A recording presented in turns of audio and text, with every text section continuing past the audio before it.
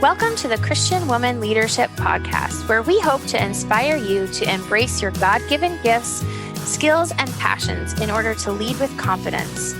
We want you to remember that you are fearfully and wonderfully made in the image of God, and you are fully loved by Him. You have been designed on purpose by God with unique gifts and passions in order to love and lead those around you. I'm your host, Esther Littlefield, a pastor's wife, business owner, mom, and writer. And I'm Esther's co-host, Holly Kane. I'm a wife, mom, and business owner. I also write at hollykane.org, where I focus on my passion for women's ministry. Together, we chat about important issues that Christian women leaders face. In addition, we interview other women just like you who lead in various roles, from church to community to business. Through this podcast, we offer you encouragement, tools, and resources to help you on your leadership journey. We are so glad you're here with us. Welcome to episode 208 of the podcast. I'm your host, Esther, and today I am back with Holly again. Welcome, Holly. Thanks. I'm so happy that we're doing this today. Yes. We were just discussing that it's been like 4 months since you and I recorded together, so we're a little rusty. Yeah. But we're hoping that this is still going to be a great episode, so don't turn us off right now. Yeah. Give us another chance.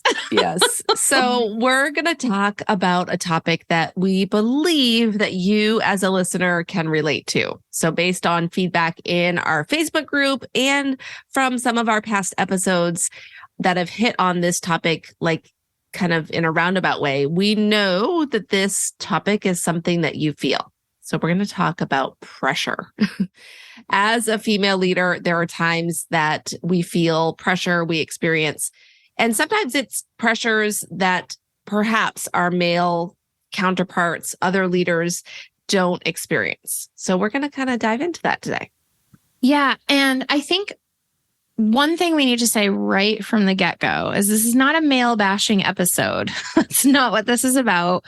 We are going to definitely talk about some differences, but I think to some extent, women have certain pressures that we put on ourselves. They're self-imposed.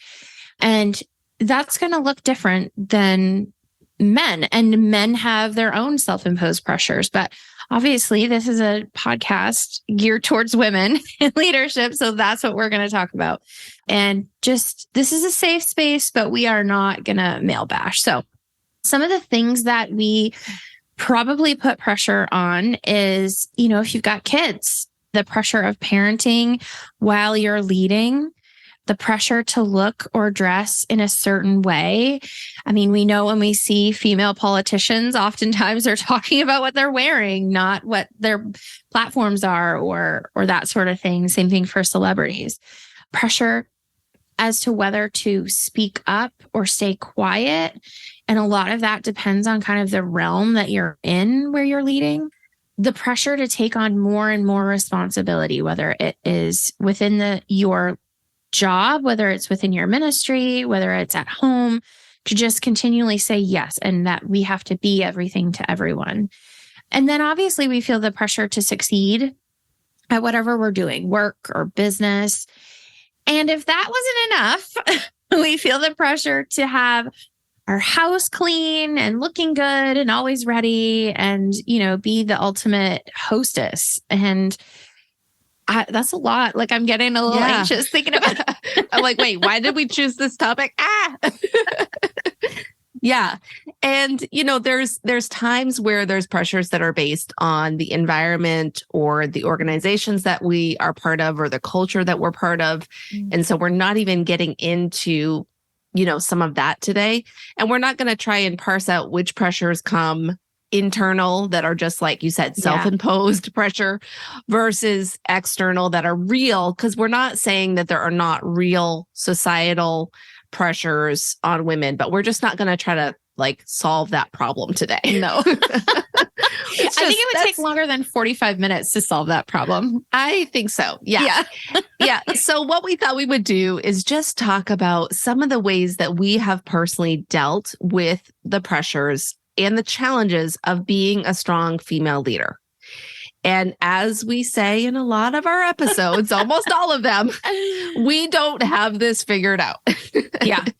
And it's truly something that both of us, I think, still wrestle with at times. Like we still are like, how do we manage this? And how do we figure out the tension of, being a good mom and being a good wife and running our businesses and leading in other places? And there's a lot and we're still figuring it out, but we're going to try to bring a few insights to you today. Yeah. And I think as many of our discussions are, this is kind of just sort of a roundtable, easy discussion where we just talk about things that have helped us.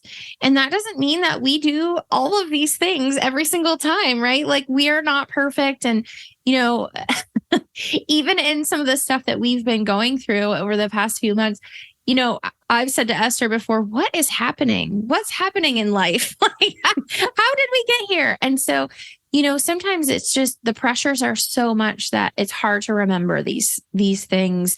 And it's hard to take a step back and objectively look at what's going on and how we can actually do some things to make the situation better.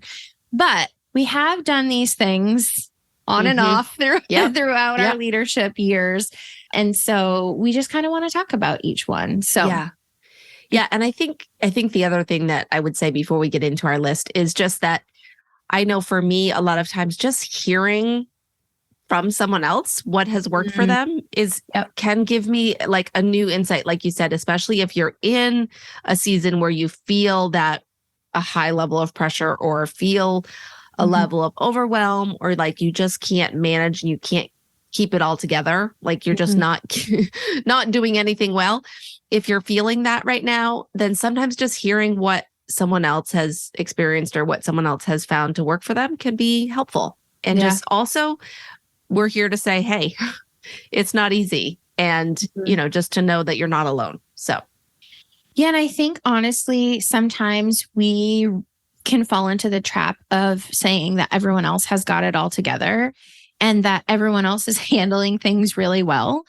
And that we are the only ones that can't really get our act together. And that's so far from the truth because, I've had to really be really intentional about my parenting for the past month and a half. And so things in my business have suffered and, I can't do it all at once. I'm not going to be rolling out a new product while I have, a parenting thing I have to really focus on. Or, if I have a marriage thing I really need to focus on, I'm probably not going to start a new business. Like we've talked about this before. We actually talked about it in our episode where we talk about balance. We talk about priorities. And so we really think it's more about priorities than balance. But anyway, all that to say, you're not alone. It really is hard.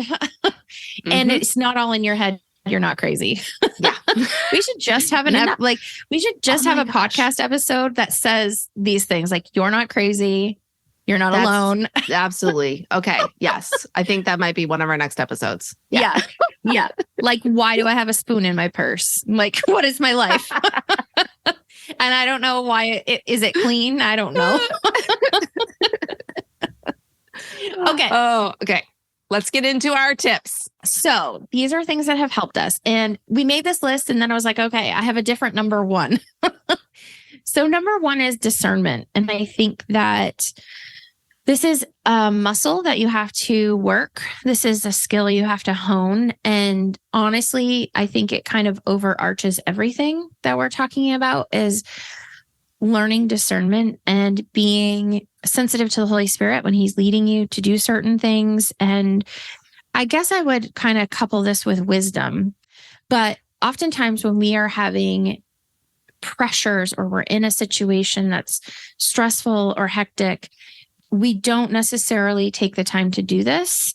And I don't know about you, but sometimes I'm just trying to do my best guess of what I should do at this moment from the life lessons I've learned in the past. But I think, like I said, discernment is definitely something that we need to grow and learn how to do. And what better teacher than life experience and problems and situations. So you're going to need discernment to handle reprioritizing things. You're going to need discernment navigating situations, when to know what to say, when to know when to be quiet, or when to, making all of these decisions and all the different things that we talk about for the next, few tips that we talk about, it all comes back to a foundation of discernment, listening to the Holy Spirit and having wisdom.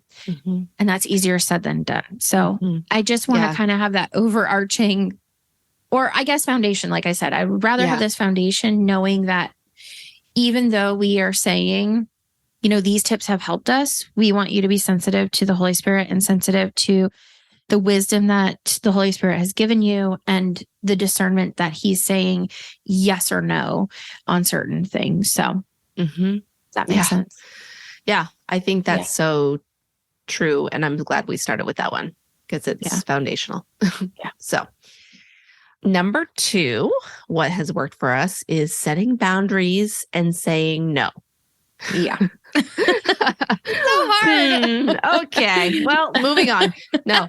And just so you know, in the show notes, we're going to put links to some of the past episodes. I'm not going to list out all the numbers because that's just going to be, but there's a bunch of episodes as we go through these points that we found past episodes where we talked about this. So if you want like, oh, I need to work on that strategy or that skill, then check the show notes because we'll probably have links to all those past episodes.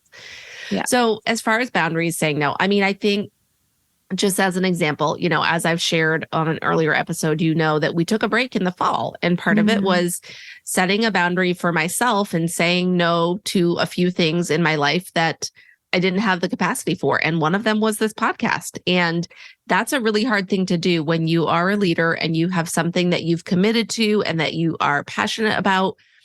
But there are times where, like you said, Holly, you have to use discernment and recognize, okay, there is a limit to what I can do right now.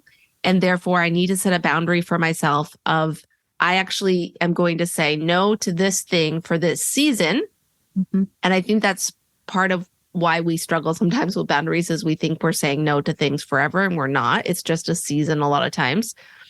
But setting that boundary and it could be like we talked about on an episode about boundaries. We talked about boundaries on our time, in our relationships, in our, capacity, all of that. So saying no to things can be really hard. But when you're feeling the pressure of life and when there's crisis or when there's just high expectations, sometimes we do just have to decide, what are we going to say no to right now? And how are we going to give ourselves that capacity back in order to function at the level that we need to function? Well, and I think we've talked about this with other people, your no is actually saying yes to something else. And it's yes to something that you need to give higher priority to than the thing that you're saying no to. So, if you're going through a difficult time, the pressure is really high and there are things that you can say no to, you're actually saying yes to more margin or being able to give more of your energy to your parenting or your marriage or your ministry or whatever that is that you need to give more attention to. So for me, and probably for a lot of people listening, like when I don't have the capacity to do something and I don't do it well, it's almost just as hard as not doing it at all, or maybe even harder because it's something that I regret and I can't go back and fix. Whereas if I say like no, and I put the boundary up, then I'm kind of absolving myself of that responsibility and then I don't have to regret it later on. Yeah. So do you feel that way? Like when you do something poorly? I know you're a one, so probably.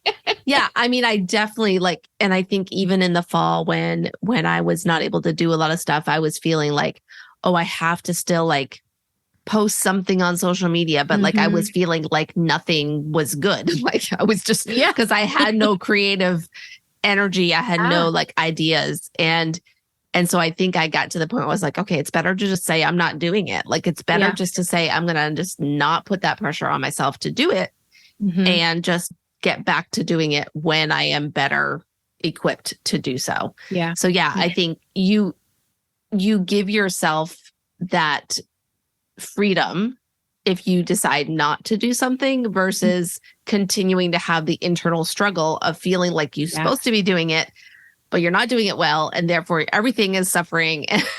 Yeah. And like you said, for us, for me, saying no to the podcast was saying yes to my family and yes to myself. And that was what had to be done at that time. It had to be done. Yeah. And so it's hard to say no to certain things, but like you said, it's saying yes to something else. And so maybe you're saying no to something that you feel you should be doing, but it's actually more important to say yes to this other thing. Yeah. And it's so hard to say no to people if you are not used to it. Yeah. Probably one of the best things that I learned is that like no is a sentence, no period. Like you don't have to give an explanation. A lot of times there are some times where it's appropriate, but no period is a full sentence. Yeah. So, yeah. Okay. Number 3 way to deal with pressure is having a habit or schedule or routine, I guess I would say. Yeah. And again, we actually have talked about this quite a bit on the podcast, but it's not Holly's favorite topic. But having a routine and a schedule just actually makes things easier in your life, especially when you're overwhelmed or when you're in a crisis mode. If because it basically what it does is it eliminates decision fatigue, or it doesn't eliminate it. It lowers decision fatigue. Right.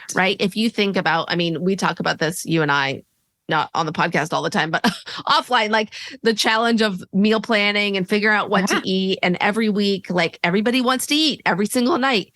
And there's just constant decisions with meal planning. But if you have a routine, which I'm trying to do, is have a routine of every week, like creating a meal plan and then doing my grocery list, that habit reduces the number of decisions that have to be made throughout the week. And so it actually relieves pressure on me. And it just requires a little bit more upfront planning, Yeah. But it's in the long run, having a habit and a schedule and just the consistency for certain things. And I think that each one of us in our own personalities maybe responds to this in a different way in terms of like the level of routine or schedule we need. But I would say, generally speaking, I think it can really reduce pressure when you have that set up in your life to some degree. Yeah. And I always say I hate talking about this, but obviously I have routines and habits and I do schedule. It just looks different, right? Like when I hear those words, I just think of something very rigid, and it doesn't have to be that. It can be more loosey-goosey if you need it to be. Yeah. But I love what you talked about, decision fatigue. You said we've talked about this, but when you're kind of on autopilot to some extent within your schedule and within your habits, it really does free up your brain to process the things you need to. And you don't have to make a decision about something as simple and difficult as dinner, right? Because you just already know what's going to happen and you can already do it. And for me, honestly, like making the decision about dinner every night is like, it takes up so much of my mental load, and it's so stupid. I hate it so much. But when you've planned out the week and you just say, hey, I'm going to make this tonight, and you don't have to think about it. You don't have to have discussions about it. You don't have to go through the process of making decisions and walking through all of that. It just frees you up to, if you need even just like the margin in your brain, forget about like space to make other decisions, just space for your brain to do nothing. Which is nice. So, all right. So number 4, and this is ask for what you need. Make sure that you speak up and you don't wait for things to come to you. A lot of times, I know in my life, I've had, the same priorities, the same responsibilities for a period of time, let's say a year or two. And there are times within that it's harder to do the things I need to do. And sometimes that it's easier. And so from the outside, someone might look at your schedule and your responsibilities and go, well, that's no different than it was 6 months ago. But it's okay to have times when it's harder. But when we suffer in silence and isolate ourselves, which I do, and we don't ask for help and we don't put ourselves out there and tell people what we need, they can't help. Right. And I know for me, like when I isolate and I don't tell people what's going on, all I really want to do is dig myself deeper into the cave and stay there. But when I've talked to someone, when I tell them what I need, I do feel so much better. And it brings like a light into the situation, helps me see things more clearly, helps me understand kind of where I'm at. I think too, asking, because I'm a verbal processor, asking for what I need also helps me process that too. Yes, I do really need you to help support me. I do really need, hey, like, husband, can you handle like drop off this week or pick up this week? Or, like, I need you. And it sort of helps me to understand that, yes, I really am going through pressure, and it is real, and it's not just in my head. So I think that there's so many aspects of asking for what you need and being part of it. But I don't know. That's just my take on it. What do you think? No, I totally agree. And, just having a conversation recently with somebody, and it was brought up, like, nobody is a mind reader. So like, we often, as women, I think especially, we want our spouse, our coworker, our boss, our friend to know what we need and just automatically provide it for us, right? And it's just not realistic, and it's not fair to them. But then we are the ones that suffer. They're not the ones that are suffering by not knowing what we need. We are. And so it's so much more effective if we can learn how to speak up and ask for what we need. Doesn't mean we're always going to get it, but at least if we have expressed the desire for support in a particular area, or a break from something, or whatever it might be, we're giving the other person or the other part of our life a chance to give us that support and a chance to offer something that they might be very willing to offer if we just said it, So don't put yourself in that hole without asking for what you need, because oftentimes it's self-imposed, and we're adding to the level of frustration that we are experiencing when we're not speaking up. Yeah. So number 5 is learn to reflect and reset. So with this one, I think this is something that we have talked about quite a bit on the podcast, and something I love to do. I love reflecting, but specifically when you are in a season of, there is a lot of pressure. I think that there's times in our lives when we just have to kind of have a reset on what life looks like. And the best way to do that is if you reflect first on what's working, what's not working. Why am I feeling overwhelmed? Kind of getting everything out of your head. And again, there's different ways to do this. We'll put some of the links in the show notes for you for other episodes where we talk through some of the options. Some of us like to journal. Some of us like to verbally process. You might need to get out in nature. You might need to, I don't know, curl up by a fireplace. Like, there's a lot of ways you can do this. But when you take that time to think about what's working and what's not working, and then you can intentionally look at, how do I want to try and move forward? And some of that is going to include the discernment and choosing what to say no to right now. What do I need to change about my schedule? There's so many things that you might need to adjust, but I think just taking that time can really be impactful on reducing the pressure that you're feeling. I do want to say, if you are not used to reflecting or having these sort of reset moments in your life, number one, it's hard to set aside the time. But if you set aside the time and then you just sit down on your couch and you're like, I don't really know what to do. Don't be afraid to look for or ask for tools from other people. Last year, I think it was, maybe it was the year before, I decided to have a night in a hotel by myself. And I talked to our friend Sandy, who's been on the podcast. She does soul care with people, or similar to counseling. And I said, look, I need to have some time alone. Can you help me figure out even a worksheet or an agenda of the things that I should be thinking through, or and I'd let her know, here's my goal. Can you help me figure out kind of how to do my own personal retreat? It's not, you're not saying there's anything wrong with you or anything like that if you don't know how to do it. It's something, again, that's learned. And it can be uncomfortable if you've never sat sort of in silence to reflect by yourself. So it's okay to look for tools and to have resources to be able to handle that. And there are a ton out there. Yeah. So, and we have some, I mean, we created a reflection guide that goes with one of the past episodes. So we'll put the link for that in the show notes. But yeah, it's so true. Yeah. Okay. I'm going to go to number 6. Okay. So number 6 is learn to be okay with silence. And I'm going to take 2 angles with this. Yeah. One is learning to be okay with silence by yourself. Yeah. Which is hard to do for some of us. Yeah. And that really has been something for me in the past few months that I've needed to do.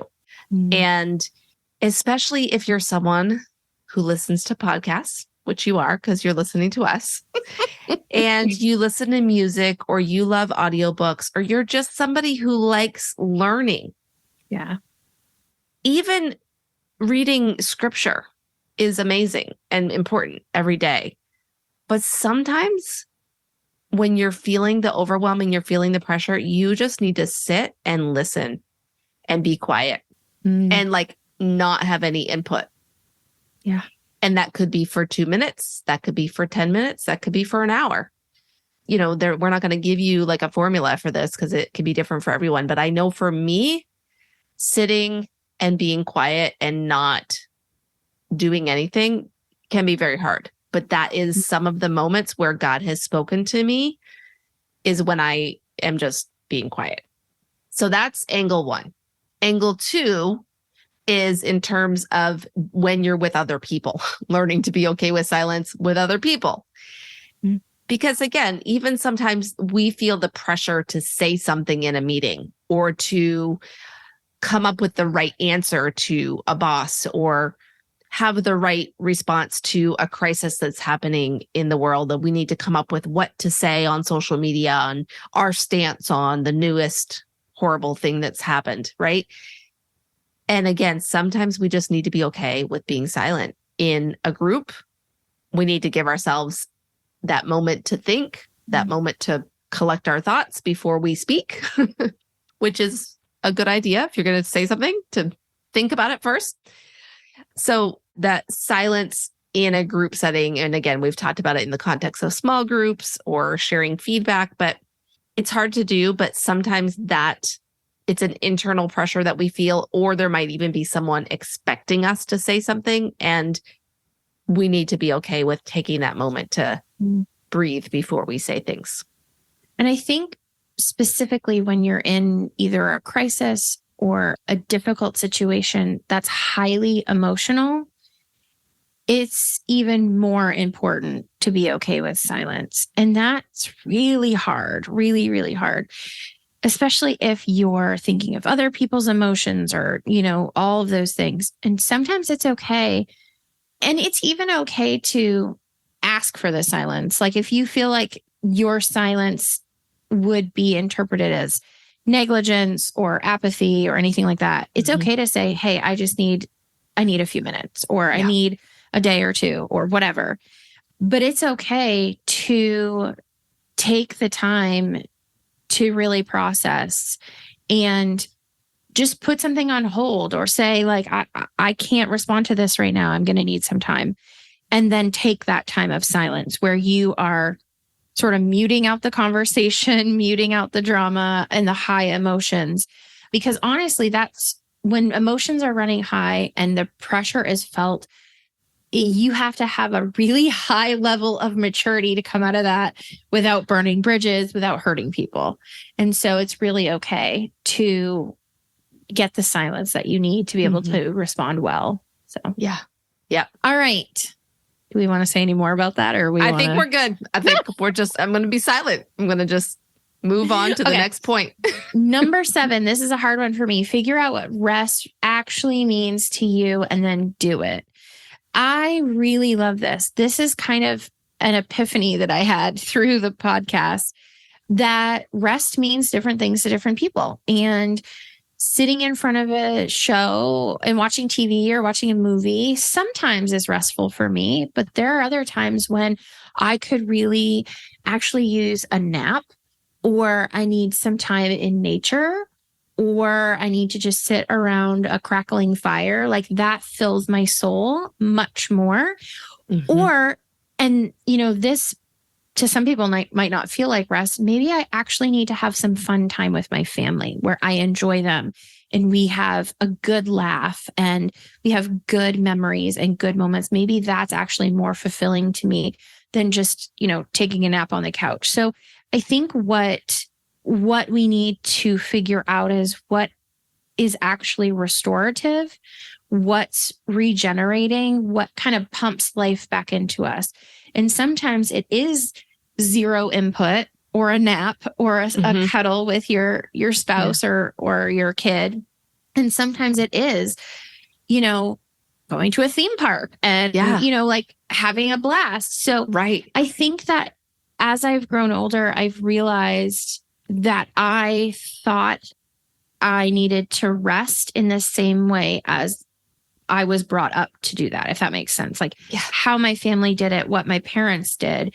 And I realized that sometimes that type of rest is helpful and sometimes it's not. And so it's really important to figure out too, doing a check with yourself, what kind of rest, what kind of rejuvenation do I need in this moment? What sort of thing is going to bring me joy and health and wellness, that sort of thing. And sometimes it's going for a walk. It's physical activity. And I know that sounds weird because it's rest, but it's really more about, it's kind of the misconception of introvert and extrovert, right? So a lot of people are like, well, you're extroverted because you're loud and you like to talk to people, but it's really more about where you get your energy from. So this is more talking about when I think of this, figure out what rest really means. It's how do I replenish my energy so that I can go forward. So do you feel like that was sort of any type of journey that you went on? Like, did you have to figure that out for yourself as you grew older? Yeah. And like you said, I'm actually going to mention that specific episode because it was so powerful. It's episode 102 with Dr. Sandra Dalton Smith. And she talks about the 7 types of rest. And I think I kind of understood some of the concepts, like before we had that conversation with her. I had figured out that certain things didn't necessarily, that I thought were supposed to be restful, were not actually restful for me, and vice versa. Like going for a hike for me is so restorative. Even though it's physical activity, it's like you're actually not resting your body, but it's bringing rest in a different way. And she talks about that in that episode. So it's definitely been something that I think is really important to remember. And I also have come to recognize that certain things that I do that I tell myself are restful are not actually restful. They can actually be detrimental, So watching TV is not wrong, but if it's something that is used as a way to check out and ignore real stuff, that can be actually not helpful and not restful. So and I think we're going to kind of mention this later on, but I think it goes here too. I'm trying to remember who we had this conversation with, but we talked to someone and she was talking about how when you have pressures of leadership and parenting and family and all of those things, you kind of put your passions and your hobbies and the things that you love on a shelf. And for her, it felt like taking the things back off the shelf and opening them up and figuring out what those things were. Like, what do I like? Who was that? Do you remember? I'm remembering it, but I'm not remembering who it was. So I'll have to look it up. If it's you and you're listening, I'm really sorry. We don't remember who said this, but one of our episodes with a guest, she was talking about the fact that what do I like to do? Like sometimes you have to ask yourself. I think it was Kristen Joy. Yes. I think that's who it was. Yeah. Yes. It's an episode about ministry hurt. Yeah. Yes. Yeah. And she was talking about the fact that she didn't even know. She didn't even know what she liked to do. Like, do I actually like to do the things I'm doing? And so I think it's important to kind of be able to tap into what those things are. So taking the journey of self-reflection to figure out what you do actually like. Right. And we also talked about trying things out, just trying, do I like crocheting? I don't know. Let me try it and see if I like it. does it actually, do I just like create a big tangled mess, or do I actually come out with something that I enjoy? So, Yeah. Okay. So number 8 is mentorship. And we talked about this a couple different times in different episodes with different people, but having someone that you can bounce things off of, that you can do, like, I know for me, when I'm running 1,000 miles an hour, I need help having that self-check. And so if I sit down with someone and say like, hey, like I'm going 1,000,000 miles an hour and I'm having a really hard time assessing what's happening, can you help me? I have mentors that can do that with me. Like, these are also people that have done it for themselves, that have also figured out for themselves how to do that reassessment, having the wisdom and discernment, watching someone else discern a situation as well. Like, there's so much that can be gleaned from mentorship. And when we're dealing with the pressures of leading, and sometimes, and I will say specifically in this case, leading as a female with males, sometimes you need to have another female leader to kind of bounce things off of, because it's really hard sometimes to figure out when you should say things, when you shouldn't say things, to really navigate those places. And so this is a great place for someone who's been there and someone who's willing to speak into your life. So I think mentorship is huge, and we all need someone that we're learning from. I believe that wholeheartedly. We all need to be learning from someone who's 3, 4, 5, 10 steps ahead of us and can look back and go, I remember when I was there. Yeah. Here's what I did that was helpful. And here's what I did that was not helpful. Right. Yeah. So get a mentor. That's a good one. Agreed. We've said that a lot on the podcast. Yes. Okay. So number 9 is create a support network. And I will say with that, invest in friendships. So, when you are going through a season or a challenging time and you are feeling the pressure, feeling a lot of stress, whatever it might be, the power of having a network of friends and a network of people that can support you is so important. And I mean, that's really a huge, huge thing that helped me in the past several months, was having a support network of people that I knew that were there for me, and Holly being one of them. So it's important. And I think the thing that a lot of times happens with this is that we think we don't have time for friends because we have so many responsibilities and we have so much going on that we can't invest in friendships. So again, go listen to the episodes. We're going to put them in the show notes here because we actually talk a lot about that.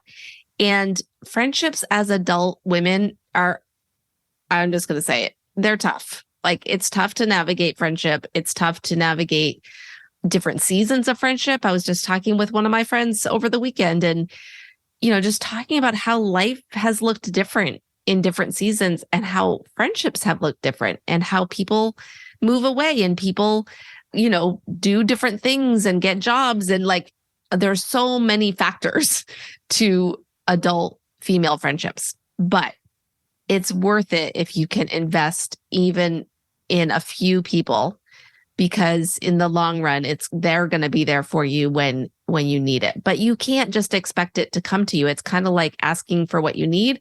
You also have to be willing to go out and do the work and invest in other people and be a support to other people. And then that's going to be there for you when you need it. So I hope that's not too harsh, but I feel like that's important to say. No, I totally agree. I think that a lot of times as adult women, we can just make excuses. Well, that friendship didn't work or that whatever. So I'm not going to try again. And I really think that it's super important to continue trying and praying for those right people in your life, because God will bring them to you. Yeah.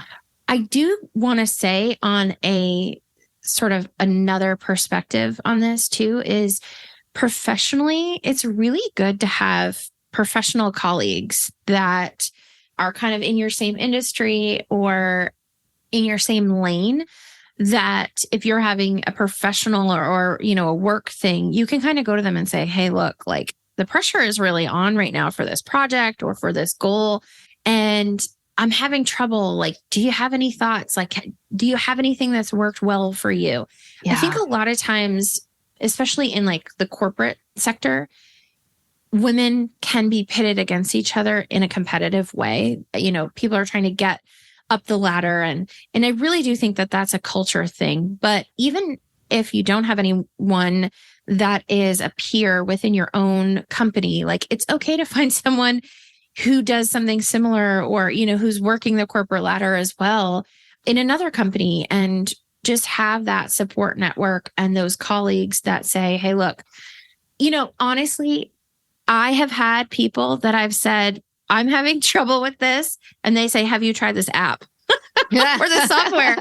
Even just having those things sometimes like is so helpful and can create time and create mental space. And so having colleagues or people, peers within your industry, I think is super important too. So yeah, I'm so glad you brought that up. And, you know, for those in the online business space, we call it biz besties. Yeah. Yep. And so it's like same idea, whether you have a regular, you know, like job that you work in corporate or just in any kind of industry where you're an employee, or you might have your own business. It's a little bit different than a mentor relationship. It's more like peer relationship, but it's people that you can bounce ideas off of, and you can reach out when you're feeling stressed, and you can say, hey, I need some whatever. And it's a little bit, it's not quite the same as reaching out to a mentor, but a lot of times, my biz bestie relationships, my colleagues will give me really great guidance too. So having those different levels of support are really valuable. Yeah. So number 10 is be teachable, always learning and stay humble. So, I mean, right. Like we always talk about this. Leaders are learners. And I've already said this, but what is the best teacher but experience or situations that you have to go through? And if we take the perspective that these things are happening to us and we're the victim and there's nothing we can do about it, it's only going to lead us to more defeat. But if we stay humble and we look for the lessons, look for how we can change and how we can learn and grow, it's going to make it a lot easier next time we go through that thing or have a similar situation come up again. So I think it's really important to be learning. We've talked about this through your support network, through your mentor, through your friends, whatever. That's a great place to learn too. You know, I've had some people say, have you tried this? You know, and I'm like, no, I didn't even think of that. So being willing and open to being teachable, I think is huge. And I mean, I truly think it's one of the greatest characteristics of a leader is being teachable and self-aware and knowing what we need to really work on, what we're good at, what we're bad at. And so I think that when we feel a lot of pressure, it's hard to give yourself the perspective to learn. But I do think too, that reflection time also is a great time to kind of point out those lessons and really distill down what's happening and how we can learn through experience. So, and I would say too, from a business perspective, sometimes we need to level up. We get pressure within our business, within our job, whatever that is. And it's because we've gotten so good at what we do that everyone wants us to do it. And so we get this pressure, we get a lot of requests, and that's great. But maybe it's also time to level up and learn something new so that we can push our skills to the next level. So not staying with the status quo and pushing ourselves to learn that next thing can sometimes actually give us the breathing room that we need to move forward. So just from a business perspective, being teachable and always learning sometimes helps you level up and relieve the pressure that you were feeling. So, you agree with that? I do. I'll only add one thing, and I think it's just with that idea of being teachable, being teachable. We're just going to leave that in. Yeah, I love it. Being teachable is being willing to acknowledge when you make a mistake. Yeah, you know, like you said, being humble, but especially in a work scenario. But even with your family, even in ministry, whatever it might be, like if you can acknowledge, hey, you know what? I've been under a lot of pressure and I messed up here. and I didn't give myself enough time to get this project done, or I didn't acknowledge that I needed help, whatever it might be. If you can just acknowledge that you made a mistake and then move on from that and then learn from that, I think that really goes a long way versus trying to act like you didn't make a mistake or, just kind of brushing it under the rug. Mm-hmm. People will respond differently if you own up to it. So that's my only add to that. All right. The next one is make room for creativity and vision. So I love this one because this is who I am. But I actually have a question for you, Esther. So if you are doing all the tasks, like, can you just continue to do them day in, day out, ongoing, and just to some extent be robotic about it? Or do you need the space and time to have fun and creative and do visioning, like dreaming? So I do need that, but technically I can just get caught up in the to-do list and the doing and forget to take the time to do this. So it has to be intentional for me to say, like we talked about before, like going for a walk lately has been a thing that I've been trying to do every day if I can, if it's not frigid outside. I've been trying to go for a walk and like do that without, earbud. I can't talk. I never know what to call those things. Earbuds, AirPods, whatever the things are that you stick in your ears. Without those, just like truly allowing my mind to wander, because I recognize the difference that makes in my ability to do the rest of my life. Yeah. It's so funny because for me, I have to make myself do the task things. And I'm like, my brain, my body, whatever, is driven towards the fun, creative things first. And so when I've been doing a task for too long, or I've been doing something that's kind of monotonous and repetitive, I really am like almost driven. Like I drive myself crazy if I don't. I'm driven to go do something creative or work with my hands or whatever that thing is. So I think it's important to kind of know where you land on that spectrum, know whether or not creativity and vision come easily to you. There are some people who are scared by that word, creativity and vision. But for me, it's super important to have the space to dream and think, even if it's just in my head, that to me is also creativity. Like, I don't know how many businesses Esther and I have created. It's from this time of creativity and vision that I've had time to think that I'm like, oh, this would be cool. Or, occasionally it comes from frustration. There should be a business that solves this problem, but that's a caveat. But again, this goes back to also learning and remembering what you like to do. Do you like to paint? Do you like to do DIY projects? Like, what is it that you can express those things? Yeah. And honestly, it's a really good exercise for your brain to think differently than you normally do. Like within my job, it's pretty linear. It's pretty numbers on a page. It's strategy. It's those type of things. And so using a different part of my brain to bake a loaf of bread or make, decorate a room or something like that. It's a break for the analytical, logical side of my brain. Yeah. So. Yeah. And I think that this is, again, when we think about the idea of pressure, this is one of those things that we convince ourselves that we don't have time for. Yes. Right. Just like rest and just like reflection and creativity. It's very easy if you are driven and you are a very success-oriented woman who is trying to get all the things done, you may convince yourself that you don't have time for that. But what I think both of us have learned as we get older is you don't have time not to do that. Because the more you push yourself, the more you put the pressure on to get everything done, the more likely you are to just end up burning out and just feeling like you can't even function. But if you actually give yourself the break, give yourself the hour to go on a walk and think and pray and just let your mind wander, or give yourself the chance to enjoy making that dinner that you love, just like you said, working with your hands, whatever. That's not usually my idea of creativity, but or give yourself the time to paint if you like painting, like whatever it is. And again, it might take you a while to figure out what are the things that allow you to get that creativity flowing or that vision It might just be sitting on the beach and staring at the sunrise, like, or the sunset. I mean, that's glorious. Sign me up. Right. Yeah. But like, we convince ourselves sometimes that we don't have the time for these things. Yeah. But when we do them, we are so much healthier and so much better able to be there for our family and support our goals and accomplish the things at work that we need to accomplish. So yeah, that's my little preaching bandwagon thing, whatever. Okay. Speaking of which, number 12, which is going to go right along with what I was just saying, is just let go of the expectations and give yourself grace. I know that is easier said than done. Oh yeah.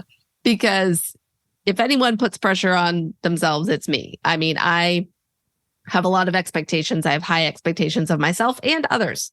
And I think that the season I've been in has been a real humbling experience because I have had to recognize that certain things I wasn't able to do and had to just truly give myself grace and say, I can't do anything other than be with my family and take care of myself. And it's really hard to do that when you are somebody who takes pleasure, even pride in a healthy way in accomplishing things and doing the work that you're doing and you enjoy it.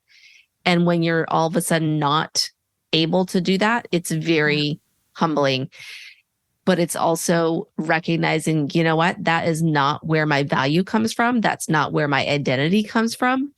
And the expectations that we have on ourselves, a lot of times, other people are not at nearly as hard on us as we are on ourselves. Now, I realize if you are in a job and an employee role, there's times where, yes, you may have some expectations that you can't just give yourself grace and be like, oh, I'm just not going to do that project today.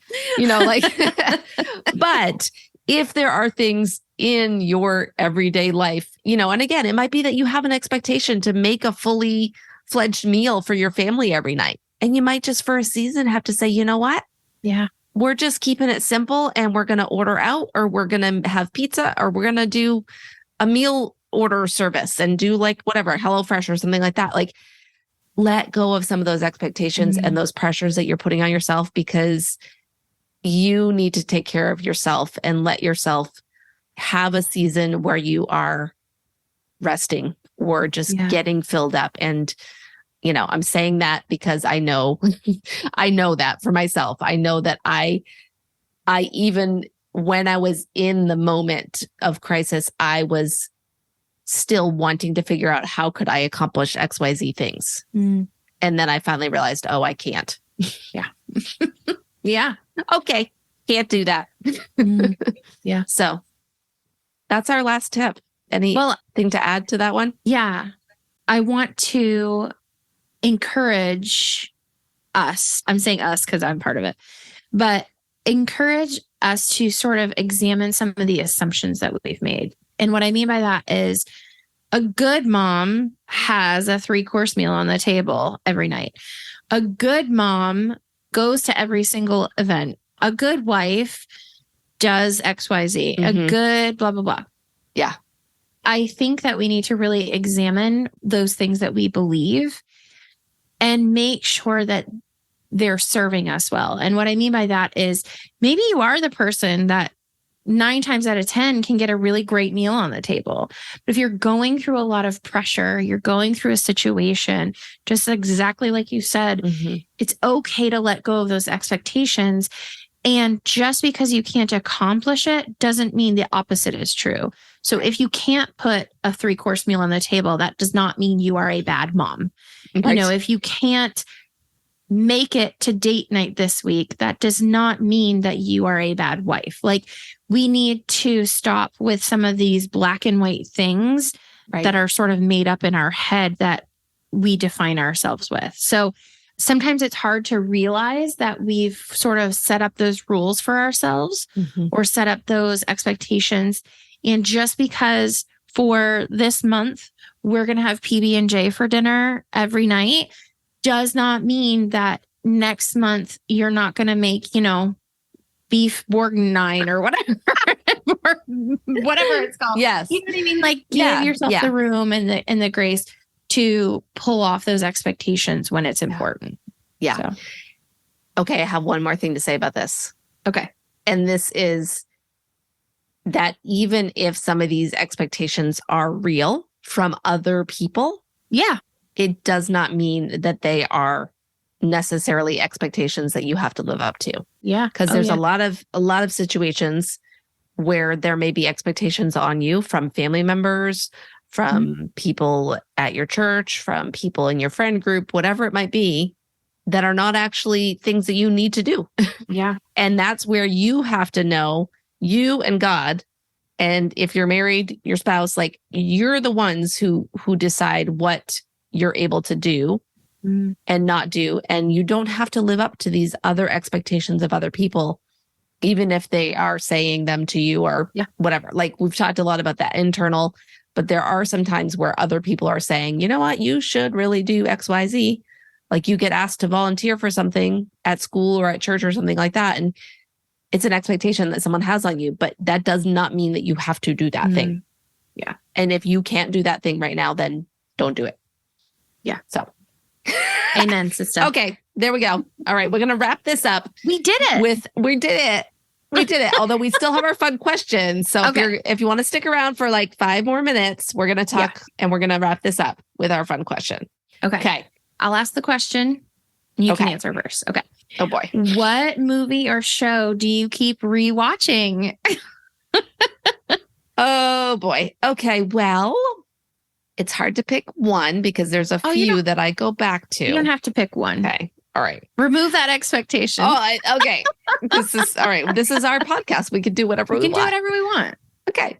So I'm going to pick my three that I cycle through. Like sometimes I'll try a new show, but I always go back to these 3. Mm-hmm. That is The Office. Yep. Parks and Rec and Friends. Yep. And yes, I know that some of these shows are not the most wholesome and they do not always have great content, but they are funny. And I'm not going to model my life after some of the characters. No, but definitely not. They are just like, they're like the comfort food of television. I don't know what the word, you know what I mean? But just like something I can have on in the background and I can be doing other things and I'll be laughing. And anyway, those are mine. What about you? Okay. So mine are The Big Bang Theory. Okay. And The Nanny. Do you remember The Nanny? Oh my word. Seriously? I do remember it, but seriously, we watch that all the time. Oh my word. Yep. Okay. That is and so Friends. Funny. Okay. Yeah. But I am going through Parks and Rec for the first time. So because we had a deal and we did. And I'm trying to get through it. Yeah. But do you know what is an honorary mention? And I think this might be an honorary mention for you too. What is your Gilmore? Okay. No, the Gilmore Girls. Yeah. I don't know if I have watched it more than once, but it's not like one that I'm gonna keep going back to. No. I'm not that in love with it. I like it. It's just not going to be in like my top 5 probably. Okay. All right. So that's honorable mention for me. But I do. So it depends on my level of annoyance in life as to whether or not I can watch that show over and over again. Because if I'm already annoyed with people, then I can't watch it. But if I'm feeling like, good and whatever, then I can watch it because Lorelai really stresses me out sometimes. I get really frustrated with her. Yeah. No. Yes, I agree. Yeah. All right. Well, friend, thank you for listening to this episode. We're so glad that you are here and that you stick around with us, especially the ones who listen all the way to the end, like right now. And of course, if you appreciate this podcast, we would love if you share it with a friend.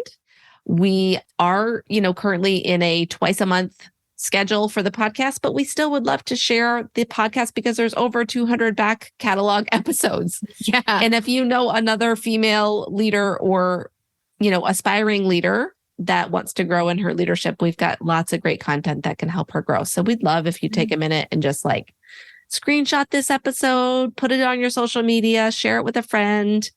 We will be really happy if you do that.